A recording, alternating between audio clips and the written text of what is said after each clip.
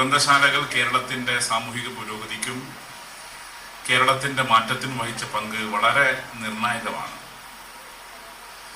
വായനയെക്കുറിച്ച് American writer George R Martin പറഞ്ഞത്, "The man who reads lives 1,000 times before he dies.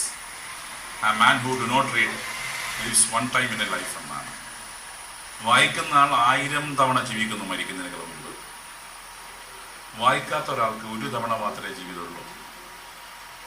അതുകൊണ്ട് പരമാവധി വായിക്കാൻ ശ്രമിക്കുക. കുട്ടികളവിടെ ഇരിക്കുന്നത് അക്കാഡമിക് വിഷയങ്ങൾക്ക് അപ്പുറത്ത് നോൺ അക്കാഡമിക്കായ കാര്യങ്ങൾ കൂടി വായിക്കാനും മനസ്സിലാക്കാനും നിങ്ങൾ തയ്യാറാവണം. അപ്പൊ ഈ കുഞ്ഞുങ്ങൾ പറയും, എന്തിനാ വായിക്കേണ്ട കാര്യം? വിവരങ്ങൾ ഫിംഗർ ടിപ്പിലാണ്. അതാണ് പറയാം, വിവരങ്ങൾ ഫിംഗർ ടിപ്പിലാണ്.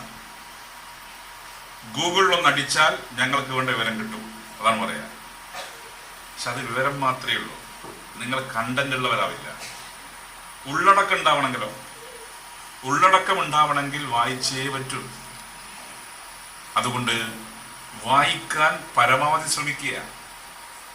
അക്കാഡമിക്സ് വിഷയത്തിനപ്പുറത്തേക്ക് അതിൽ രക്ഷിതാക്കൾ ശ്രദ്ധിക്കണം. ഈ ലൈബ്രറിയെ കുട്ടികൾ അറ്റാച്ച് ചെയ്യണം. ഇതിന് വലിയ ലിഗസി ഉണ്ട്, 75 വർഷത്തെ ലിഗസിയുള്ള സ്ഥാപനമാണ്. ഈ സ്ഥാപനത്തിലേക്ക് പാരന്റ്സ് മക്കളെ അയക്കണം ഫോഴ്സ്ഫുള്ളായി.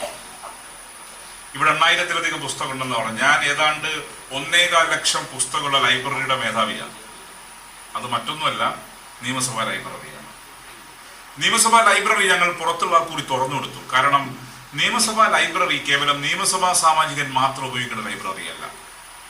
നിയമസഭാ സാമാജികന്മാർക്ക് മാത്രം ഇത്രയും റവന്യൂ, ഇത്രയും റിസോഴ്സസും നിർത്തേണ്ട കാര്യമില്ല. അതുകൊണ്ട് തിരുവനന്തപുരം കേന്ദ്രീകരിച്ച് പഠിക്കുന്ന റിസർച്ചേഴ്സ്, പുസ്തകം ആഗ്രഹിക്കുന്ന, വായിക്കാൻ ആഗ്രഹിക്കുന്ന ആളുകൾ കൂടി ഞങ്ങളുടെ ലൈബ്രറിയുടെ 100ാം വാർഷികത്തിന്റെ ഭാഗമായി തുറന്നു കൊടുത്തു. ഓരോ നാട്ടിലും ഓരോ ലൈബ്രറി ഉണ്ടാവും. നമ്മുടെ ജില്ലാ സെക്രട്ടറി ലൈബ്രറി അസോസിയേഷൻ പറഞ്ഞു, ഏതാണ്ട് 73ഓളം ഗ്രന്ഥാലയങ്ങൾ ഈ താലൂക്കിലുണ്ടെന്നുള്ളതാണ്. ഈ ലൈബ്രറി കേവലം ഒരു തട്ടിക്കൂട്ട് ലൈബ്രറി അല്ല. സാധാരണ ലൈബ്രറി എന്ന് പറഞ്ഞാൽ തട്ടിക്കൂട്ടാണ്. ഇതിൽ ഒറ്റ അഡ്വൈസ് കൂടി എനിക്കുള്ളൂ, ഈ നല്ല മനോഹരമായ ഈ ഹാള് നിങ്ങൾ അടിയന്തരമായി എയർ കണ്ടീഷൻ ചെയ്യണം. അതൊന്നും ഒരു ആർഭാടമൊന്നുമില്ല ഇന്നത്തെ കാലത്ത്. കാരണം ആധുനിക കാലത്ത് ക്ലൈമറ്റ് ചേഞ്ച് വളരെ ഗുരുതരമാണ്. എന്താണെന്നൊക്കെ പറയാൻ പറ്റില്ല. നിങ്ങളുടെ നാടൊന്നും ഉണ്ടാവില്ല, ഞങ്ങളുടെ നാടുണ്ടാവില്ല, ബേജാറാവണ്ട.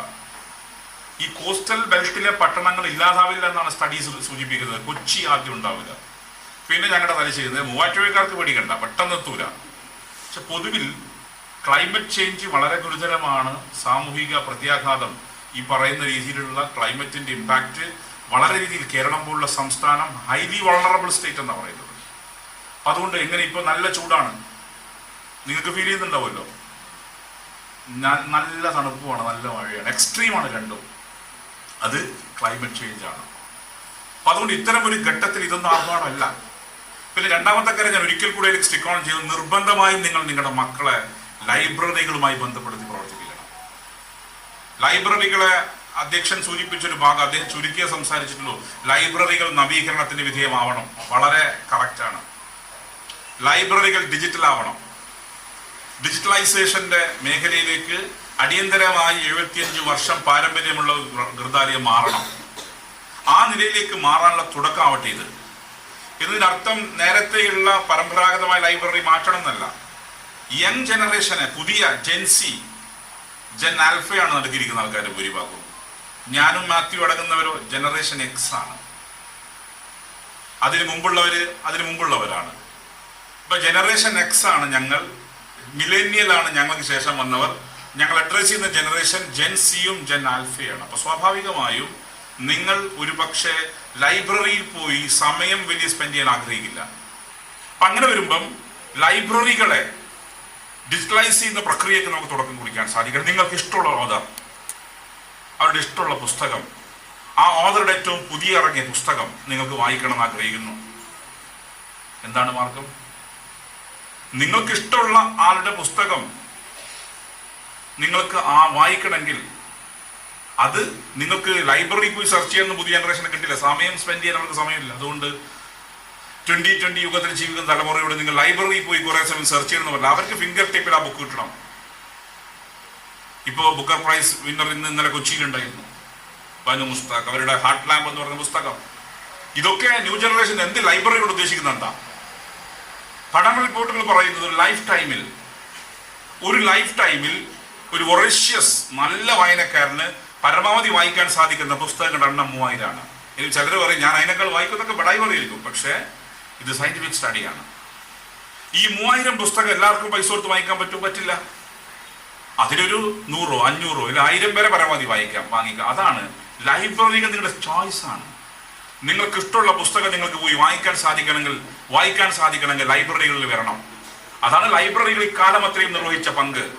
ലൈബ്രറികൾ ആ പങ്ക് ഇക്കാലം അത്രയും നിർവഹിച്ചു, ഇനിയും ആ പങ്ക് നിർവഹിക്കണം. അതുകൊണ്ട് പബ്ലിക് ലൈബ്രറികൾ നിങ്ങൾക്ക് ഇഷ്ടമുള്ള പുസ്തകം വാങ്ങിക്കാൻ പോയിട്ട് ഇവിടുന്ന് ലെൻഡ് ചെയ്തെടുത്ത് പോക്കല്ല, തിരിച്ചുകൊണ്ട് കൊടുക്കണം കൃത്യമായിട്ട്. ആ രീതിയിൽ നിങ്ങൾക്ക് ലെൻഡ് ചെയ്ത് വായിക്കാൻ സാധിക്കുന്ന ഇടങ്ങളാണ് പബ്ലിക് ലൈബ്രറികൾ. കുട്ടികളുടെ ഊർജം വേറെ രീതിയിലേക്ക് പോവാതിരിക്കാൻ ക്ലാസ് മുറികൾക്കകത്ത്, ക്യാമ്പസുകൾക്കകത്ത് മാസ് സൂംബ കൊളംബിയെന്ന് വന്ന ഡാൻസാണ്. അതിനകത്ത് ഒരു പ്രശ്നവുമില്ല. കാരണം നിങ്ങളുടെ എല്ലാ ശരീരഭാഗമാണെങ്കിൽ ഇപ്പൊ എത്ര ഞങ്ങളുടെയൊക്കെ നാട്ടിൽ ഇവിടെ എന്തോ എനിക്ക് അറിഞ്ഞൂടാ. ഞാനൊരു അർബൻ കോൺസ്റ്റിറ്റ്യുവൻസിയിൽ MLA. അവിടെ പെൺകുട്ടികളും ആൺകുട്ടികളും അമ്മമാരും അമ്മച്ചിമാരും എല്ലാവരും സൂംബ കളിക്കുകയാണ് വൈകുന്നേരം. അത് നിങ്ങളുടെ ബോഡി ഇളകാനും നിങ്ങളുടെ ശരീരത്തിന്റെ എല്ലാ ഭാഗവും. അവിടെ ഒരു തീരുമാനം ഗവൺമെന്റ് പറഞ്ഞപ്പോൾ ചിലർ പറഞ്ഞു അതിവിടെ പറ്റൂല, ആണും പെണ്ണും ഒന്നിച്ച് കളിക്കാൻ പാടില്ല ഡാൻസ്. ഏത് കാലത്താ പറയുന്നത്? ഈ വിവാദം കൊടുമ്പിരിക്കൊള്ളുമ്പം ശുഭാംശു ശുക്ല എവിടെയാ? അങ്ങ് സ്പേസിലാ. ശുഭാംശു ശുക്ല സ്പേസിൽ നിന്ന് ഇങ്ങോട്ട് ചോദിക്കുന്നു, എന്താണ് നിങ്ങൾക്ക് അവിടെ എത്തിയപ്പോൾ തോന്നുന്നത്? അപ്പൊ അവര് പറഞ്ഞു, ശുഭാംശു ശുക്ല പറഞ്ഞു, എനക്ക് ഇന്ത്യ ഒന്നും തോന്നുന്നില്ല, ലോകമാകെ ഒരു രാജ്യത്തെ കാണുന്നത്. ലൈബ്രറികൾക്ക് എന്താണ് പങ്ക്? 87 മാസ് ലിറ്ററസി ക്യാമ്പയിൻ ആരംഭിച്ചത്. അക്ഷരം അറിയാത്തവരെ അക്ഷരം പഠിപ്പിക്കാൻ സാക്ഷരതാ പ്രസ്ഥാനം ആരംഭിച്ചപ്പം അതിന്റെ ഫോർഫ്രണ്ടിൽ ലൈബ്രറികൾ ഉണ്ടായിരുന്നു. ഇപ്പൊ 2025 നിൽക്കുമ്പം എന്താണ് ലൈബ്രറികൾ ചെയ്യേണ്ട ഉത്തരവാദിത്വം? ആ ഉത്തരവാദിത്തത്തിൽ ഒന്നായി ഞാൻ കണക്കാക്കുന്നത് നിങ്ങൾ കോൺസ്റ്റിറ്റ്യൂഷൻ ലിറ്ററസി, ഭരണഘടനാ സാക്ഷരത ഈ രാജ്യ ജനങ്ങളെ പഠിപ്പിക്കാൻ തയ്യാറാവണം. കാരണം ഇത്രമാത്രം വലിയൊരു രാജ്യം, ഇത്രമാത്രം ഒരുപാട് പൗരന്മാർക്ക് അവകാശം നൽകുന്ന മറ്റൊരു രാജ്യമില്ല.